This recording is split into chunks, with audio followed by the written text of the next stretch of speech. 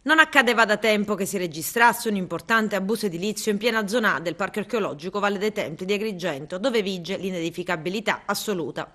Ed invece ecco spuntare una villetta in muratura di 112 metri quadrati, comprensivo di 20 metri di veranda, divisi in 6 vani già rifiniti.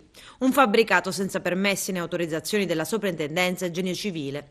A scoprire l'abuso edilizio è stato il nucleo di polizia municipale. Il dirigente del settore territorio e ambiente di Palazzo dei Giganti, Giuseppe Principato, ha già firmato un'ordinanza di sospensione dei lavori, avvisando che in caso di inadempienza si provvederà alla posizione dei sigilli al cantiere e a verificare che i lavori vengano davvero interrotti saranno sempre gli agenti della squadra edilizia della Polizia Municipale.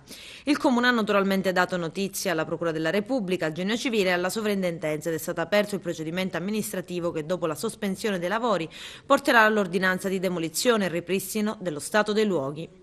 E dalla zona A passiamo alle aree demaniali, diverse le opere abusive riscontrate dalla Guardia di Finanza, che sono state abbattute dagli stessi proprietari. Le opere abusive si trovano lungo la fascia costiera tra Porto Empedocle, Siculiana Marina e Realmonte.